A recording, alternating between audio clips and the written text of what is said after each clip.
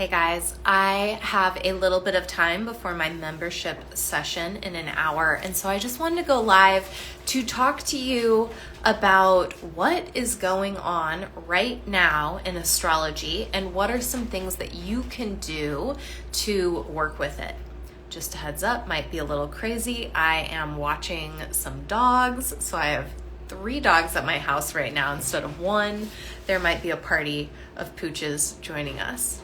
So basically, March 2023 is an astrology month that makes astrologers not know what to talk about when we have to speak briefly about astrology because there's actually so much happening.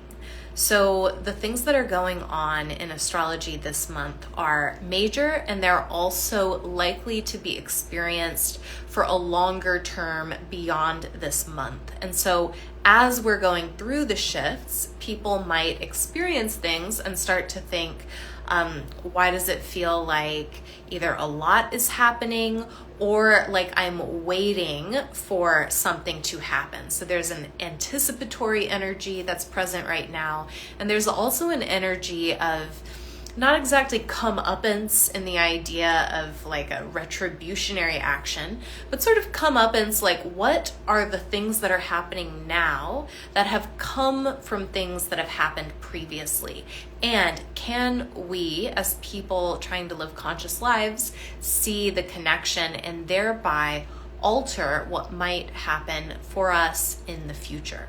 And so this is something that we're working with in astrology right now is, can you see clearly enough? Can you take right measure enough to begin to shift the way that your own personal challenges, your personal problems are going to show up for you in the future? And this is really a superpower, I think, something really powerful and positive that you can be doing at any point in your life, but especially right now. So let's talk about what exactly is going on. So March is nuts. We have already experienced Saturn moving signs, moving into Pisces. We have experienced already the conjunction of Chiron and Jupiter. This is something that hasn't happened since the year 2009. That's a big deal event. We also are about to experience Pluto shifting signs later this month. We're also about to have the equinox, which is the astrological new year. And that equinox is coinciding within a day of the new moon in Aries. So we are looking at a major reset of energy in terms of Plutonian energy, in terms of Chiron energy, in terms of Saturn energy, in terms of the year energy, and in terms of the freshness and the things that the moon represents, which of course is our inner nature, our subconscious, as well as our emotional selves and our capacity to feel and to connect with ourselves and other beings. So you might be wondering what all of that just meant, right? That was a lot of astrology talk, but here essentially is what's going on. We are in a moment of beginning to see more clearly. So following the steps that you always take when you're entering into a meditation process or a yogic process, the first thing you do is you sort of acknowledge, okay, what I'm going to try to do for myself is move into the highest state that I can. So I'm going to aim for the highest good. I'm going to direct myself toward the best potential outcome. I'm going to enter into a state of hope and into positive affirmation and positive expectation. Then you take right measure of the situation. So you just look around and you're like, okay, I'm going to become alert to what is right now. So you're going to look at what is alive for you in the present moment. What are the thoughts and feelings? What are the desires? What are the things that you have around you in your space? Who are the people you have around you, right? These are the things that you take right measure of. And then you move into the space of remembering what's happened before. So looking around you, remembering things that have happened in the past, cycles that have happened in the past, in particular with this astrology. What has happened to you that has frustrated you, that has seemed to repeat itself. And this happens, you can see it all the time in your friends, right? You might be like, oh, this friend always gets into this type of situation, or this friend always gets into this type of situation, right? It's easy to see in others, but to see in yourself, right? What is the repeatable pattern of challenge in life? And then from there, we begin to imagine a different outcome, something different than has happened before.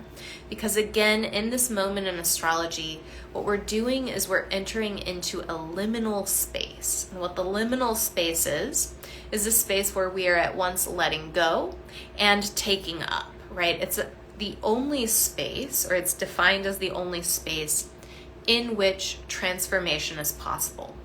Right? So when you enter into a state of liminality, you're saying, okay, I don't yet see exactly what's going to come into form, and I know that it's time to release these old forms so that I can readily prepare to step into what is coming, right? And so there's a space in there of trust, and that's trust in yourself, perhaps faith in the universe, trust in others, the capacity to know that every step until now in your life, you've been able to see it through, you've been able to make it. You arrived in this world naked, right, as a baby, with nothing, and you were given everything that you have now, and you've earned everything that you've worked for, right? And so this is the sort of trust and faith you have. So you're in this liminal space, and when you're in this liminal space, you begin to imagine new possibilities. Then you add in your faculty of reasoning, and you begin to think, okay, what makes logical sense here? And then you get to step into the path of finding a better solution than you had even imagined, right? And that's the key for this astrology. And that's what I, as an astrology teacher, right, as somebody who sometimes I train astrologers. And by the way, if you're interested in that, we have Astro Yoga teacher training coming up this April.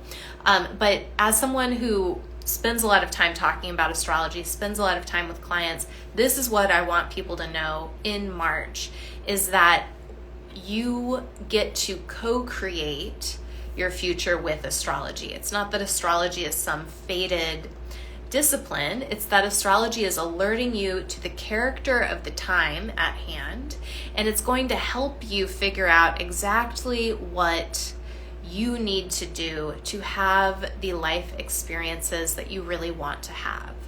And a big part of that is turning yourself so that you're pointing yourself in the direction of what you want to have and where you want to go, instead of looking at or focusing on something that happened in the past, repeating cycles of pain, or something that is not where you want to go anymore, right? Because when we focus on the cycle of pain, we can perpetuate it.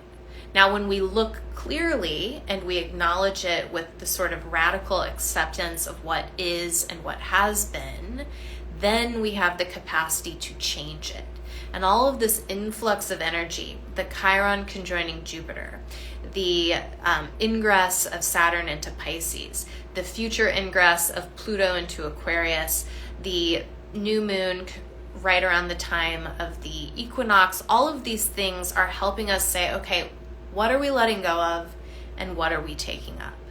Now, of course, there's nuance to this. This is why people come get chart readings or study the whole thing. It's going to be a lot to explain in a brief live, but really the main takeaway, the thing I want people to know, if you're just generally cursorily interested in astrology, or if you're ready to dive deep and you want to do Astro Yoga teacher training or work on becoming a professional astrologer, or at least incorporating this stuff in your yoga practice, is that you need to spend some time this March really acknowledging your vision for your life and acknowledging how that vision is different or similar to the life that you have already previously been experiencing. So there's a life in you at any moment. You have the capacity to change, to alter, to grow. And so the main thing this spring is letting go of anything that is perpetuating a cycle of suffering. Any pain you've experienced more than once does not need to be experienced again moving forward. And so you can look at it and say, okay, you know, to the degree that you're capable, thank you for the message, right? Even if there's not much else to thank the pain for, thank you for the message, you know, message received. Now I'm going to aim myself in the direction that I truly want to go. Now this is terror-inducing. I hate to say it, but it is. People get really scared when they realize it's on them to name their dream. Because if it's on you to name your dream, it's also on you to enact your dream through action. It's also on you to embody your dream. And that requires radical transformation into the person that you've always already been capable of becoming. And this, of course, is why we do the yoga practice conjoined with astrology. So, of course, yoga and astrology have been linked for thousands of years.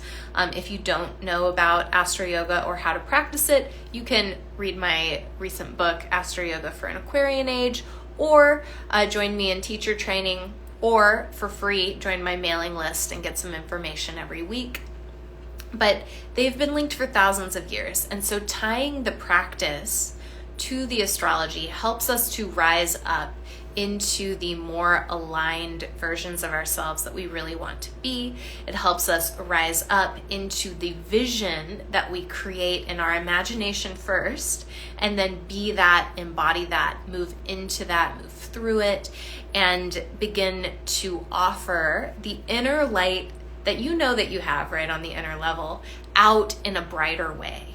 To yourself in a brighter way, to those you love in a brighter way. There's a lot of light that can come through when you do, and again, the terrifying work of acknowledging what you really want, of stating what you really want, and of stepping into that. Now, these transits this March are not necessarily easy, right? They're not going to feel like sunshine and butterflies, but they will give you the power you need to embody, create, and enact the life that you want if you are willing to do the courageous act of saying, this is what I want moving forward, and this is how it differs and/or is similar to what's happened in the past, because that is going to be the key for you with the Pluto transit, with the Saturn transit, with the Chiron Jupiter conjunction, with the equinox new moon. That's going to be the key to really having the thing you want instead of repeating a cycle of suffering and perpetuating into the future. And the cool thing is, like, when we do this kind of work, sometimes we think living our dream is for ourselves, right? Because we're like, oh, it's my dream, feels good to me. But really, when you create a more aligned, more holistic, more healthy, happy, whatever you want, right, version of yourself where you are embodying and living your highest potential, your personal dream, that's the very thing that helps you to give light, comfort, peace out into the world. That's what's going to put you into a space of being the altruistic, philanthropic individual that you dream of being, right? It's that whole like put on your own mask and then do it for someone else thing that you hear on the airplane. But it's really true that the light inside of you lights you from within first, and then it shines out toward others. So if you've been sitting in March, particularly this last Saturday, Sunday, and you were like, what is happening?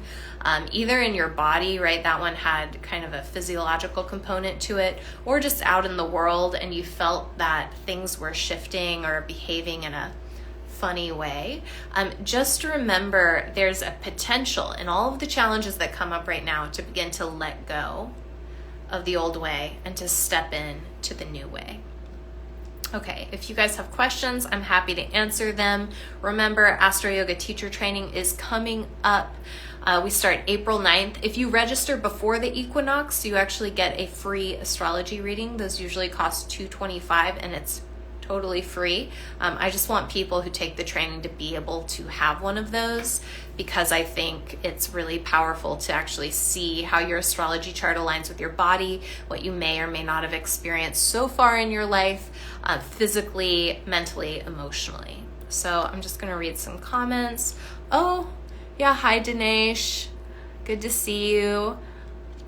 Hi, Gordy. Yeah, liminal space is the phrase of the week. I agree with you. I was just in yoga class, Astro Yoga Flow this morning, talking about liminality.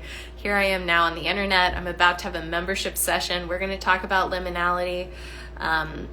I love it as a person who studied folklore, because folklorists love liminality, and we talk about it all the time. When we talk about ritual and ritual studies, we just rant about liminality. So it throws me back to my scholastic past. Let's see. Ashley says, better than she imagined. Love that. Name your dream. Thought-provoking. Thanks, Ashley. Oh, hey, Nick. Yeah. I hope all is well with you too. Good to see you. He runs a fun podcast. Yeah, so much is going on in March, someone said. Yeah, so much is going on in March. If you're not sure what that is, go back and watch the replay of this live. There's going to be more. I'm going to do a few more lives in March because it's just crazy. And I'll go into specific transits one at a time as well. But this one was more generally, what's the big idea, big picture idea? What can you be doing? I've been working with my Astro Yoga clients on clearing the toroidal field. So if you are curious about that, you can do your own energy work. But basically, like, the human auric field is a torus, right? A toroidal field, which is like a donut shape, right? Or an apple shape around you. Energy moving in and out of the crown of the head. Energy moving in and out the soles of the feet.